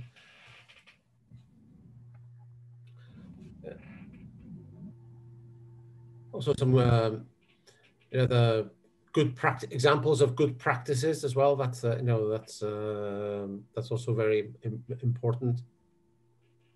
How threats to soils are addressed in some countries, because in some of the country profiles there was a very clear acknowledgement that, let's say, past practices had led to severe land degradation and erosion, but some countries were actively taking steps to address this and to stop land degradation from taking place. So before and after stories are also very good, because they show that there are solutions actually to many of the problems that we face on soils. Yes, I again, sorry to intervene again. I fully agree with what you just said, Arwin, and stories like that, for example, could come also from China. The extensive terracing of the Loess Plateau. Personally, I visited that twice, and it's impressive that the thousands and thousands of terraces there being also cultivated with various crops and trees. So that's also a good story. Yes, indeed. Yeah. And so, unfortunately, we are struggling a little bit with inputs from China. That they're always very positive when we talk to them bilaterally, and but it's difficult to provide material. But also the issue of soil pollution that they've acknowledged that there. So there are the remediation procedures that are happening there as well. So yeah, there are scopes. Lots of potential here. So the 5th editorial meeting will be about reviewing where we are standing in terms of map and country profiles, with the aim of finalizing the discussion on this. And then we will really start focusing on stories. Well, honestly, I would hope that the country profiles will be concluded this year, and so that can be regarded as finished. Okay, if people still find issues, then we can always address. But I see that as being completed this year for the country profiles. Definitely, the 5th editorial board meeting should review the status of the maps. Yes.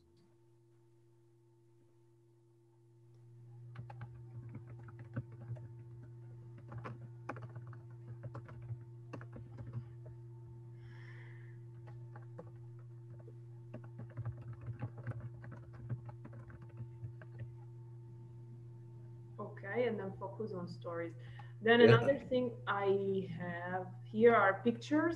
We received some good contributions from countries like Afghanistan, Cambodia, India, Iraq, Japan, Kuwait, Laos, Lebanon, Mongolia, Myanmar, Nepal, Pakistan, Palestine, South Korea, Sri Lanka, Syria, Thailand, United Arab Emirates, Vietnam. I think also, Pandi, you sent pictures. I did send you a lot of pictures. Give me credit for that. Indeed. And also, through Claudio, we got in touch with some people that also sent very good pictures and a lot of pictures. So here I did not report the name, but I put Claudio's contact, Claudio's friends. So we actually have a lot. Arwin, did you already have the opportunity to go through them? Well, only superficially, and in many cases I didn't look at the captions, so I just looked at some of the pictures. Maybe one observation here.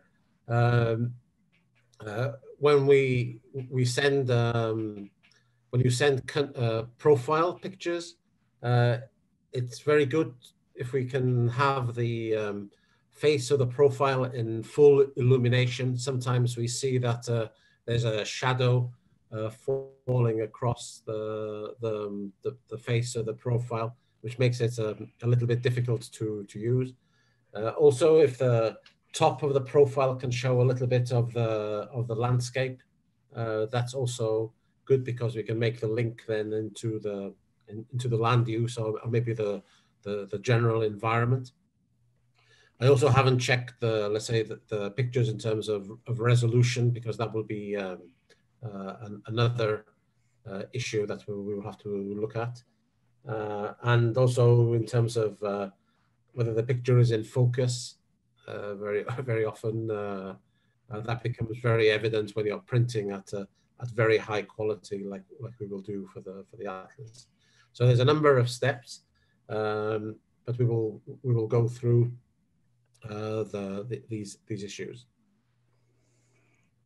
So the request in this case is, okay, these graphic details plus keep on sending pictures, right? Yes. Yeah. But we have received a lot of material now, and so it's a question of sort of sifting through and going through in detail and understanding what's been said. Okay.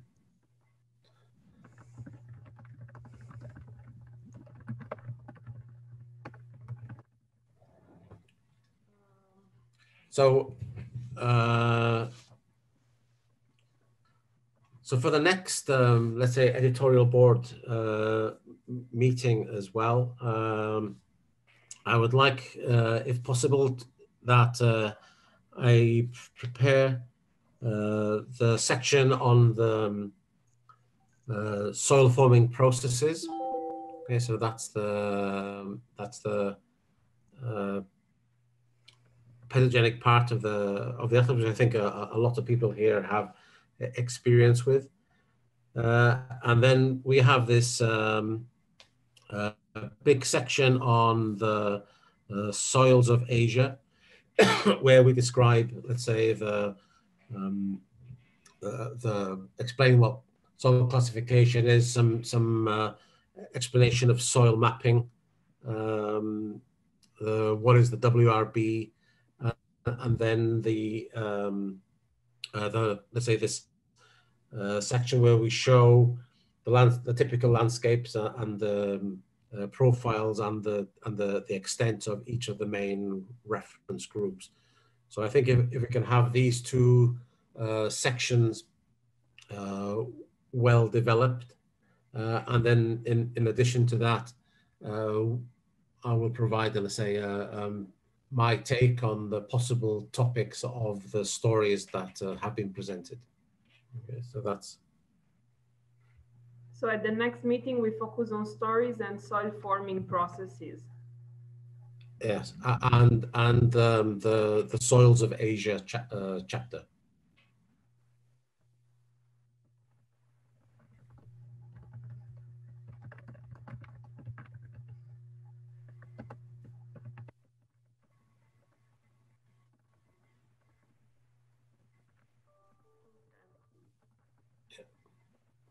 Okay.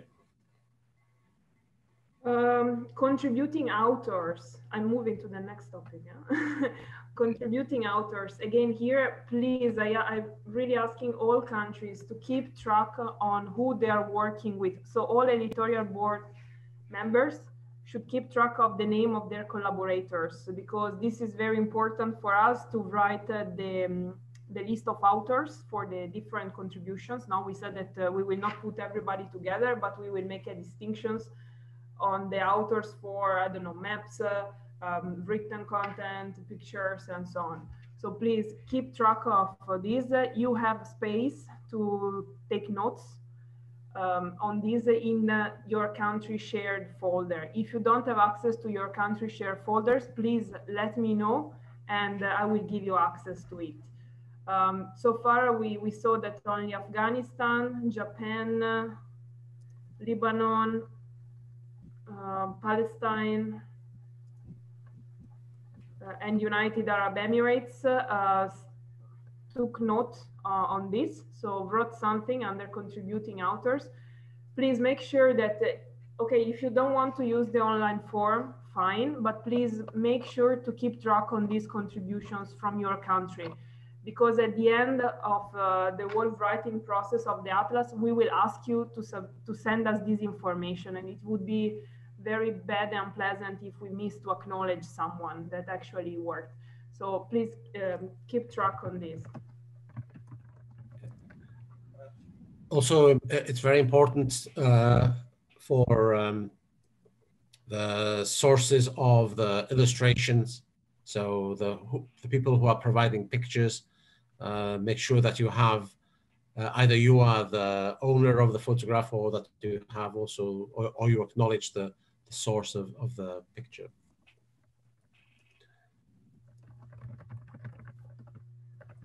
Also, while Lucrezia is typing, we've mentioned it in the past.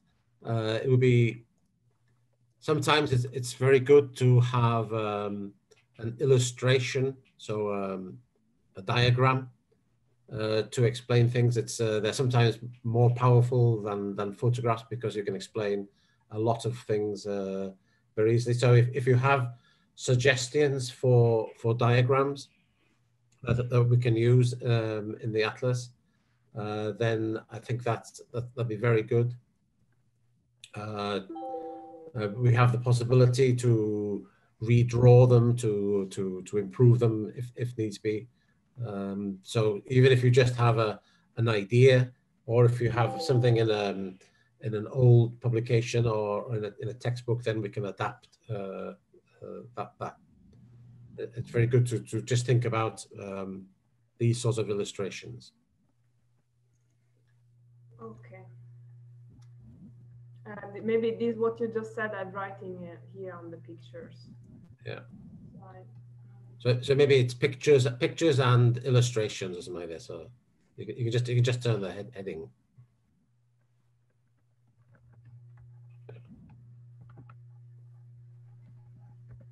I'm just conscious of the fact that there is a few messages in the chat. We'll address these all in a moment. So just a little bit of patience. I do see that on the agenda that the meeting should close at 10. I think if you can maybe bear with us for another 10 or 15 minutes or so, I think we will be done by then. Yeah, from my side, I'm done. And you want to add something to the agenda of the 5th editorial board meeting? When would we like to have it?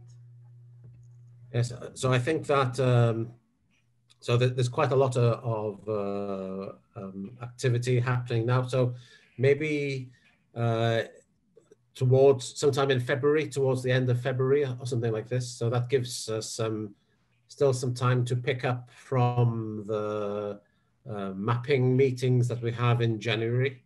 And if needs be, some time for people to react. So if we are looking for, I don't know, mid-February or the end of February or something like that. Okay.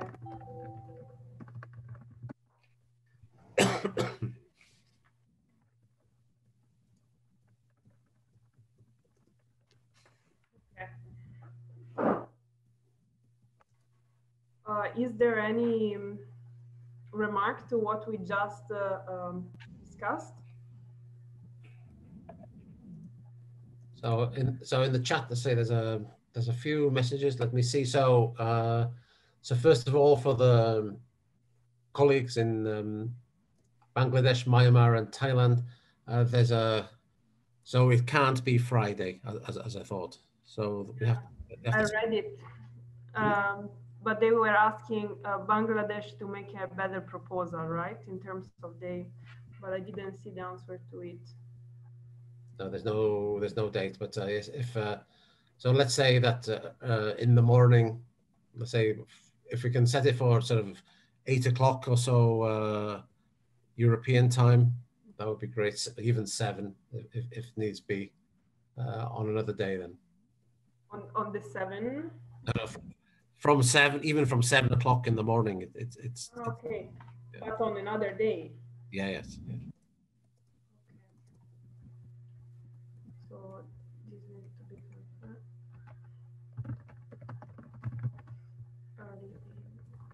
Okay.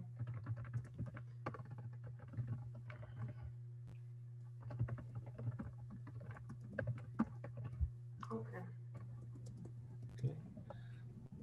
So so Iran is asking about Azerbaijan. We added that. Indeed, actually, I see that in the list that you have, that maybe not all countries are listed. No, Georgia also. They should be all. The thing is that we should decide. Also here, Turkey is not reported because we have to decide. I don't know. Because for Turkey and Georgia, we said that they would contribute only to the mapping part, right? For the harmonization of borders, because they are in another atlas, in the Atlas of Europe. Georgia not, no. Georgia should be included here because they've never been covered. No. Really? Okay. Yeah. Sorry. Okay. But Turkey, no. Well, I mean, we can accommodate like we have from Russia. Now we have this page on Russia, so it may be also good to have some examples of at least pictures and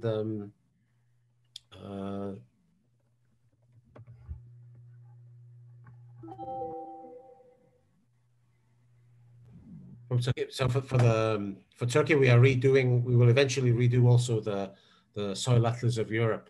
So there will be more detail on the European part in that probably next year. But we will have the spread for Turkey, and maybe it's good to have some, at least a few photos and contributions from those. Okay. Especially in terms of maybe profile development or landscape or even some cultural parts. Okay, so yeah, we should have all countries now.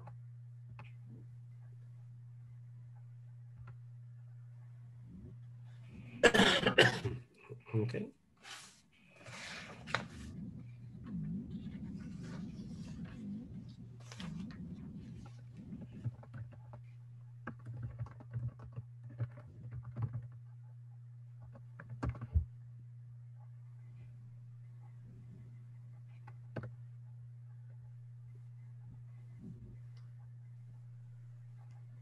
What's next, Arwin? Because I think we went through most of the points. We actually already discussed the next steps. I will send an email to everybody with a summary of what we decided and the next steps indeed. Yes. So we are on time. Yeah, good. Let me just check the chat again if there was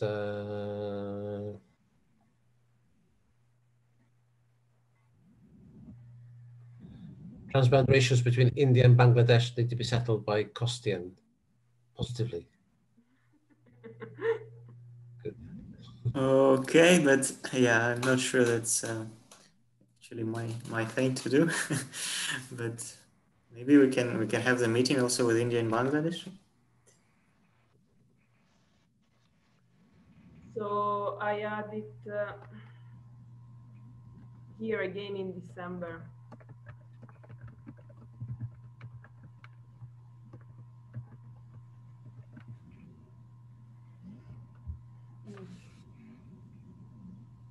If they agree.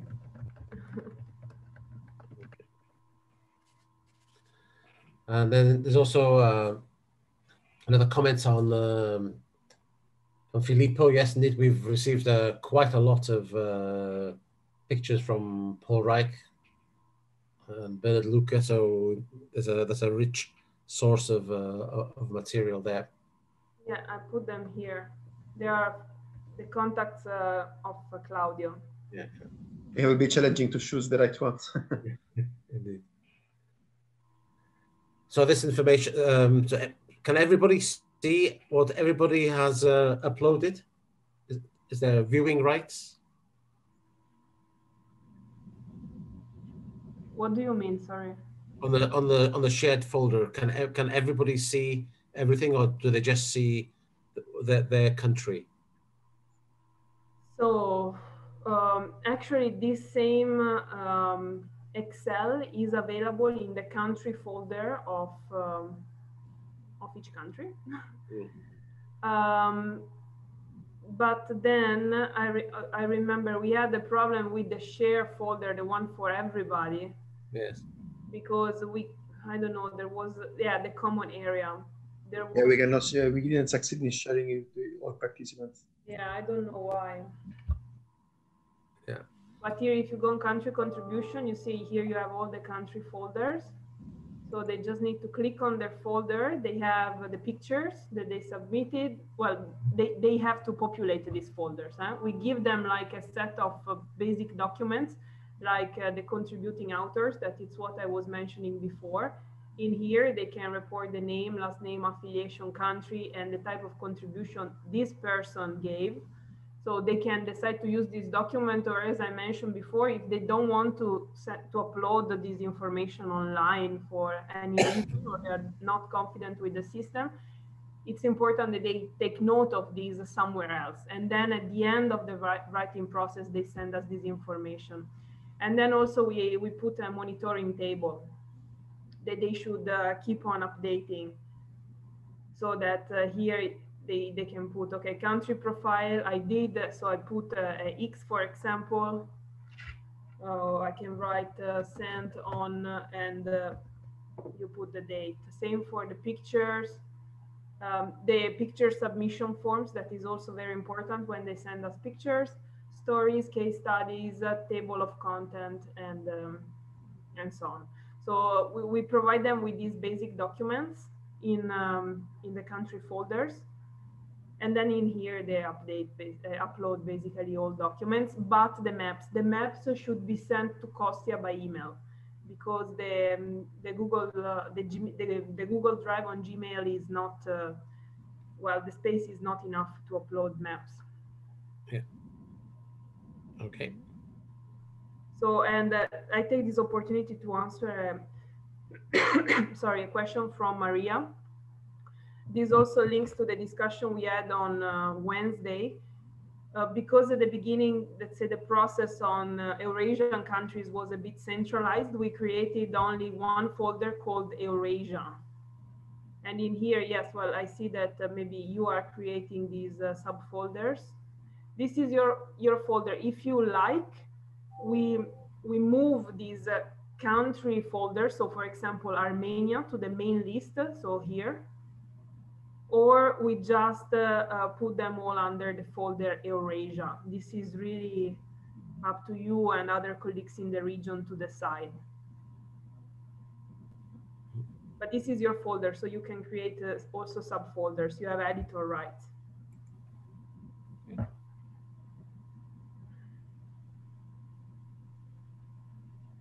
Okay, if it's a question to me, I think just to track, just not to forget that someone is calling me, sorry. So just not to forget that I'm filling in this folder, okay? So I will keep on filling in this folder, right? Yeah. Okay, okay. If you like to have them all under Eurasia, so you can keep better track on them, and maybe it helps the collaboration also with colleagues in Eurasia, we can do it, no problem. If you prefer to have separate country folders, like to move the folder of Armenia under this list with all the countries, that's also fine, as you prefer. Okay. It's just that if you edit the folder Eurasia, you can do it yourself. If you want to have in separate folders under these country contributions, then I should do it. So just let me know. Okay. Okay, I stop sharing.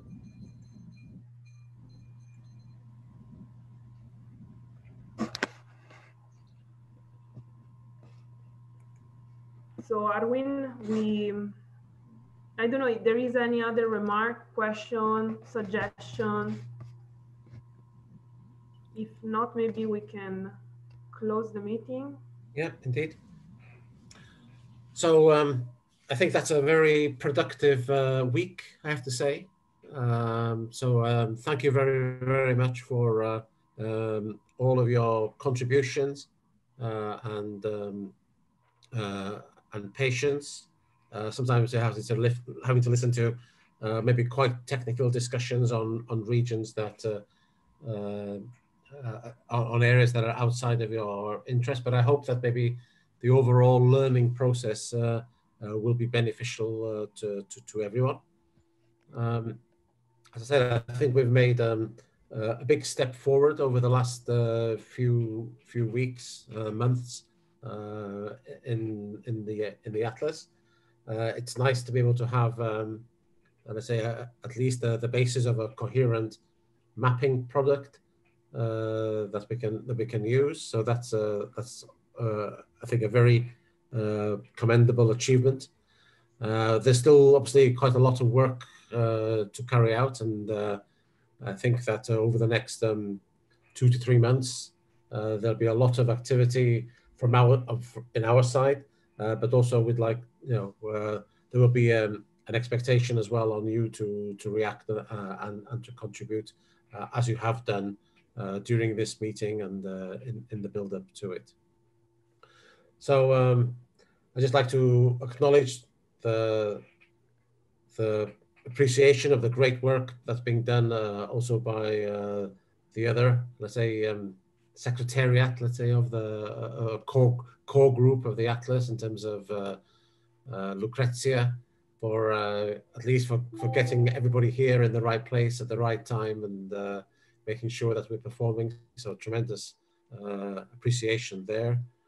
To Erica for her background work in supporting the correlations and making sure that we have the most consistent and coherent product that we have to show to the public.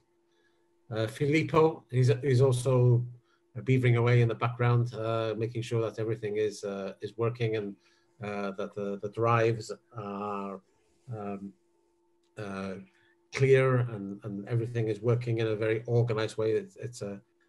Sometimes you don't see that some of the important work is being done behind the scenes, and also very much also to Kostya, who is actually doing a tremendous amount of work in bringing all your disparate data sets together to give us a nice clean product. Of course, probably for the plenary, this is I think our last meeting with Kostya now, so who is going to do a PhD. So he will leave FAO in the middle of December. So Kostya, I think we thank you very, very much for all the work you've done. I just want to take the moment to express our appreciation to you. We will miss you, but we will make sure that we take every ounce of effort from you before you leave. So, so you're not escaping freely just yet. And then finally, to all of you, to all the participants, thank you very much for your contributions, for your interventions throughout the last few days. I suppose I should add Pandy to the core team as well, because he's also very active. So thank you, Pandy, for that. And you forgot to thank someone very important, Arwina. Yourself. I can't thank myself. Thank you very much for number one. Work. You are working so hard. We should not forget. You are the one putting everything together, doing all the proofreading through our terrible English from most of us. Then we are not mother tongue. So thank you so much. It's very kind, actually. It's a tremendous distraction in many days to be able to do half an hour of work on the Atlas and forget about the normal chaos.